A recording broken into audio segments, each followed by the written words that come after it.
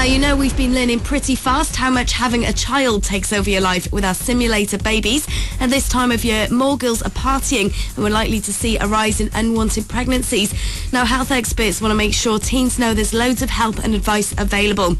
Anne Cahoon deals with the teenage pregnancies at the Bristol PCT and says while some teenagers do a great job of being parents, it's important to make the right decisions before it's too late. Some teenage parents make great mums and dads, and what this is about actually is trying to enable young people to be able to make choices about when they have their babies. Part of that is good contraception, but another big part of the picture is about educational aspiration. You know, if you can keep young people in school, and actually, you know, maybe they'll delay parenthood, and that is better for them and their children probably in the long run. You can find out more about all the services for young people by hitting up www.4ypbristol.co.uk.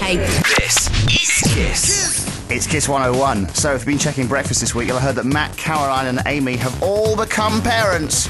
Just for a week, they're looking after simulated babies as they look into teenage pregnancy with Bristol City Council and the Primary Care Trust. See what it's like to become a parent, basically. They're looking at the rewards and the stresses that becoming a parent can bring.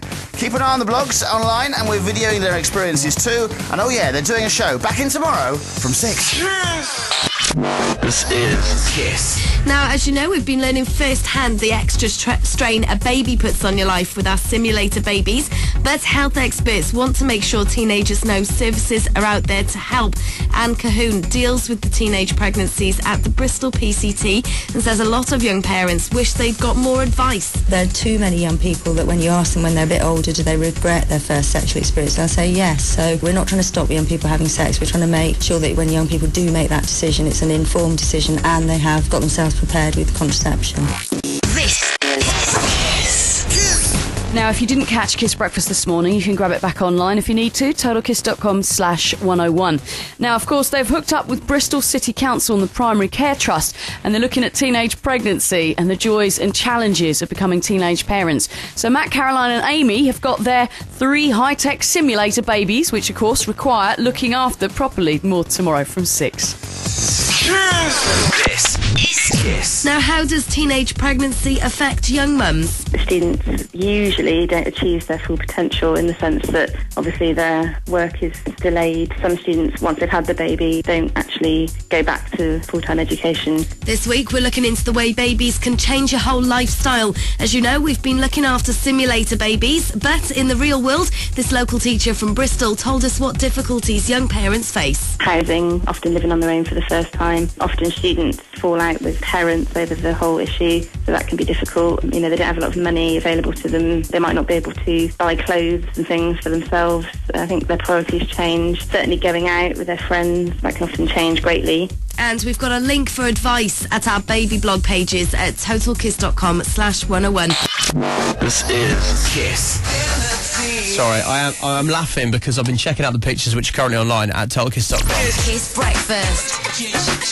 Right, so Matt and Caroline and Amy, they've all been given a baby each. You know, the babies which are like the life-like babies who cry and they wet their nappy. They do absolutely everything that a normal baby would do. Basically, we've teamed up along with Bristol City Council and also the Bristol Primary Care Trust to bring the baby blog, which is currently online at totalkiss.com, right? Blogs from Matt, whose baby is called Aisha, from Caroline's, hers is called Crapbag, and the baby which Amy has, which is called Holly, which is kind of like a normal name, really. All their blogs are currently online at totalkiss.com. You can check out how it's been for them, and I was laughing because there's a picture of Matt who, well, he doesn't look like he's really kind of getting into the whole fatherhood thing, to be honest. But I can kind of empathise with them because if they left me with a baby, it probably wouldn't have even survived.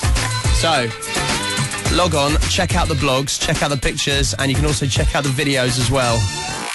This is Kiss. We've been finding out this week what it's like to become a parent with our simulator babies, and we're also hearing the support that's out there for young mums and dads who deal with unwanted pregnancies.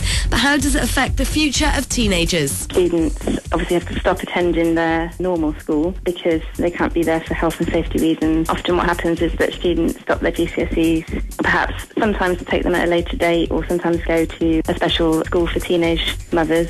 That's a local teacher in Bristol who's seen it happen to her pupils. She says some can cope, but it's not always the case. I know of several students who've had children and gone on and done well, managed to get jobs, got their own houses, etc. But I also know of some who haven't been able to do that. I think it's an extremely challenging thing, and a lot of them don't realise quite how hard it's going to be. For advice, you can check out our baby blog pages at totalkiss.com/101.